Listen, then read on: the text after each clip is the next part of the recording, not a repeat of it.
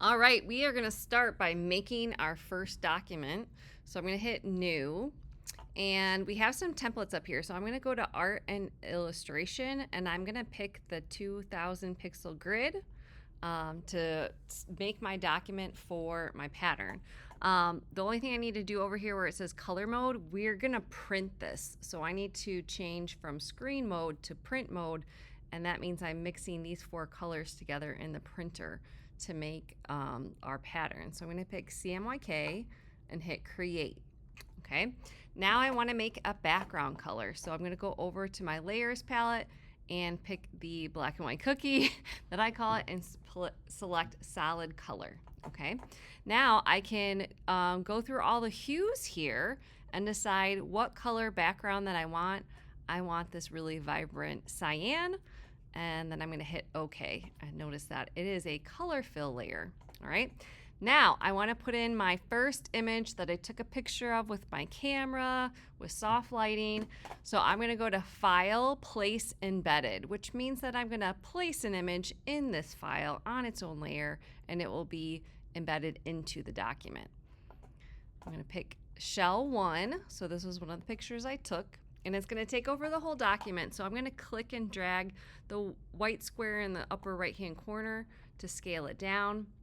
And I'm going to click and drag it until it's centered. So we'll see these little guides pop up, and I know it's centered horizontally and vertically. And when I have it the size I want, I'm going to hit done. All right. Now I'm going to go to my contextual taskbar because it knows I want to do something. So I want to remove the white background from this, and it's pretty smart. So when I pick remove background, it looks pretty good. All right. Now I want to place my other images in here that I want to make my pattern. So I'm going to say File, Place, Embedded. I'm going to pick my next shell. And again, I'm going to resize it. And I'm going to put it here. All right. And I'm going to hit Done and Remove Background. Okay. At this point, I want to start seeing what my pattern's going to look like when it's repeated over and over again. So I'm going to go to View and Pattern Preview. It's going to say, this would work much better if you had smart objects. So I'll say, okay.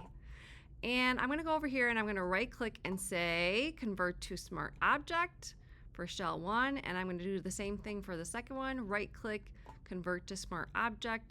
Kind of compresses things down, make things a little bit easier. Okay, now you can see, oh, when I move one layer, oh, it's changing the view of my pattern. Okay, so if I get Command negative, I can see this is what it's going to look like if I put this on fabric or something like that. Okay, we're going to continue adding to our pattern. So I'm going to say File, Place Embedded. I have another shell I have here. Okay, I'm going to scale it down, and I'm going to rotate it, and I'm going to put it in the upper right hand corner. So that looks pretty good to me, and I'm going to say remove background. Okay, and I'm going to right click and convert to smart object. I'm going to do it 2 more times. File, place embedded, shell 4, place. I'm going to scale it down. I'm going to rotate it. Liking that. Okay, done. Remove background. All right, right click, convert to smart object. Maybe a little bit bigger. Maybe right here. Okay, and file. Oops, done. Oops. File, place embedded. I have one more shell I want to add. Place. I'm going to scale it down. All right, done. And I'm going to remove background. And right click and convert to smart object. Okay, so now you can see when I move one, it's affecting the whole pattern. Okay, now I want to go back to that first shell that I made, and I'm going to copy it a couple more times. So with shell 1 selected, I'm going to hit Command J, which duplicates it. I'm going to move one right here and do that one more time, Command J, and move it over here. Okay, and I just want that consistency throughout the pattern. Okay, and I'm thinking, what else do I want to do? I think I might move this to the center. And, or maybe I want to move it down here. And then pick this one. So you got to remember what you named each one. So this is where you can kind of play around with, the placement of yours. And you can hit Command negative to kind of see what it's going to look like all together, and Command plus. Now, this is just the normal color of the shells, but remember that we learned how to make adjustment layers. So I want to make this kind of crazy. So I am going to go to adjustment layers, and I'm going to pick hue saturation. Okay, now if I start changing the hue, it changes everything, and I only want to change the hue of this shell. So what I need to do is go to that layer and say I want to create a clipping mask, and it will tie to shell 2. So I'll make this little arrow saying, oh, you only want to change it to this, and you'll say yes. So now when I change things, it's only changing it to that one shell. So I really like that I brought in that turquoise that we see kind of in the background. So I'm going to do that with some of the other ones. So that's shell 5. Now this I'm going to change the hue, but it's also way darker than the other ones, so we can also color correct that.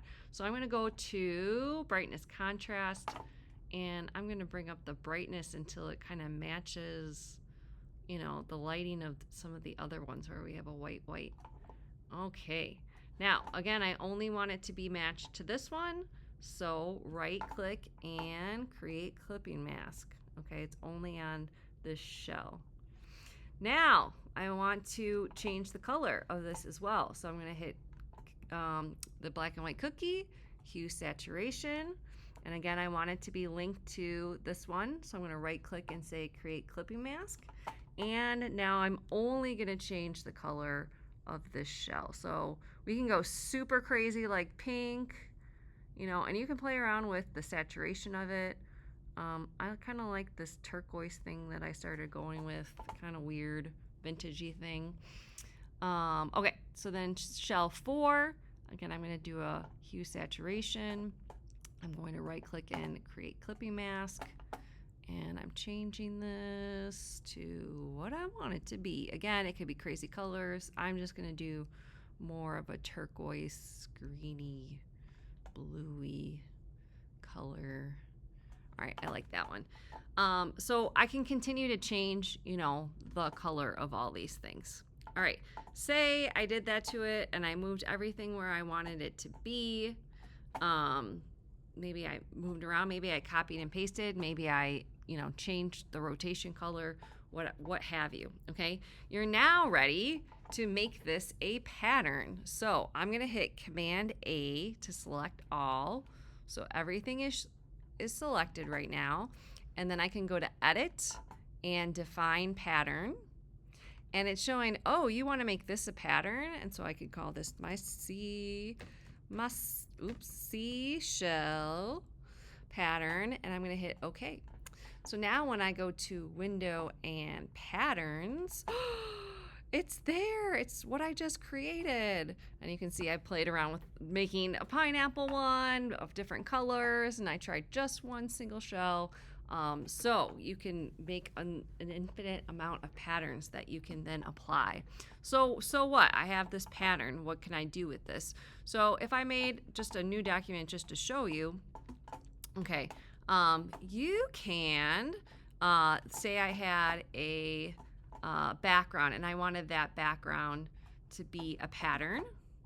Okay, I can just click and drag that pattern onto that background, and now I have this. Now this just looks like an image, but if you double click it, you can get into the pattern fill display menu, and maybe I want to change the angle, maybe I want to change the scale of this, and it doesn't look very good because I didn't finish it, but now you can imagine what your pattern could look like on fabric, and on products that we can now print and then put on with sublimation.